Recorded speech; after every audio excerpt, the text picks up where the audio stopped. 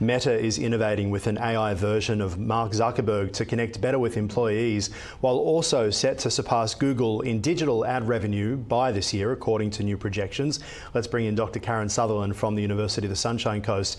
All right, Meta creating an AI version of Mark Zuckerberg. What does that mean? Well, it means that they're creating I think it's going to be an AI video avatar that people can interact with, and that will be trained on all of, I guess, his meeting notes and all of his video recordings and all of those things. So then people can actually interact with him and ask him questions and things like that. So if you are not in senior management and don't get access to him, you probably soon will, but it'll be an AI-powered version of him. Is this a sign that senior management aren't doing their job, that really this is a company run by one person and it's one person's mind? I mean, what message does this send? Well, I mean, I guess it just means that he's trying to be more accessible to staff, because normally the person at the top of the company is far removed from the people on the front line. And so that's what I'm thinking. He's trying to make himself more accessible. So it's sort of a new take on internal communication, because I'm sure you've seen when you get the emails, well, you are the CEO, so I don't know what you do, but you get an email from the CEO and it's got a video embedded in it, and then it'll just to give the messages for that month or whatever. But this means you'll be able to actually interact and ask it questions about the company, advice and things like that, and it'll be trained on his information to be able to give that advice. Yeah, it feels kind of funny, doesn't it? The idea of this being the way. I mean, it's like you're writing to someone pretending it's them, but we all know that it's not them. So how does AI Zuckerberg actually interact with employees? How does it work?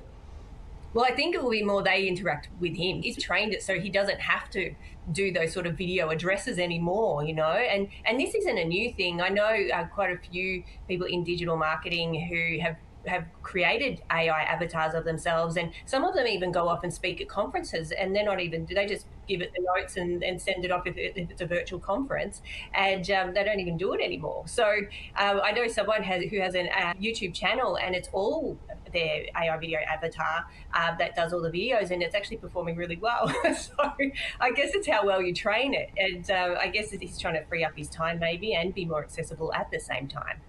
Yeah, and what, I guess, mannerisms and tones are being trained into the AI? I mean, is this going to be something that when you ask it a question, it's going to kickbox you back or something, like Mark Zuckerberg would?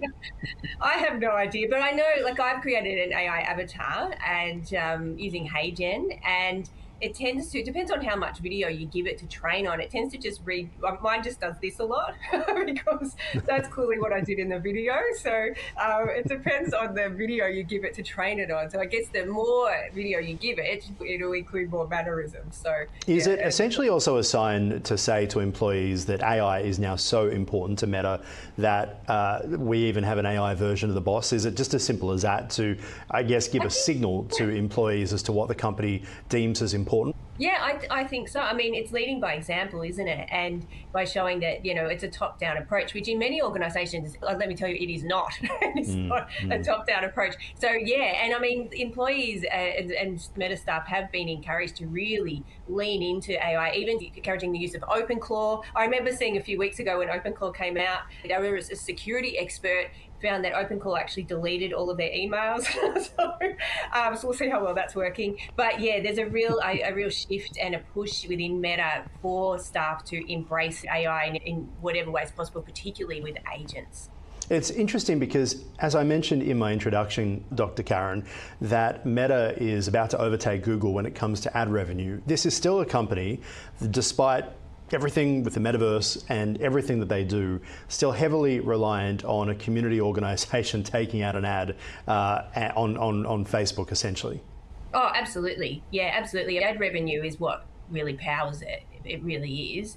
And yeah, I just don't know any other form of income that is going to power it at this stage. All right, well, Goldman Sachs CEO David Solomon has revealed the bank's deep collaboration with Anthropic to combat cybersecurity risks posed by the advanced Mythos AI model. We've obviously been watching what's been happening with Anthropic, so many governments and organisations scrambling to get a hold of this new system, which apparently can, I believe, detect bugs that is usually utilised by, well, cyber terrorists out there to gain access to organisations. What do we know? Well, I think the alarm was really raised because Mythos completed a 32-step cyber attack simulation, and it was successful 30% of the time. And apparently this sort of process would take days for an expert to be able to do it, and Mythos polished it off 30% of the time successfully in a much faster rate than a person doing it with super expertise in that area could do. So I think that's the issue, and that's the worry at this stage. It's interesting that Goldman's is getting involved here as well. How do we know how they're actually working with Anthropic to mitigate these sorts of risks? Oh, not really. I think they're meeting with the UK AI Security Institute and the Treasury Secretary in the US as well, just to come together and talk about how they're going to manage this. I mean, Mythos is not public yet. And I think Anthropic was really clear that it's going to hold on to it as long as possible.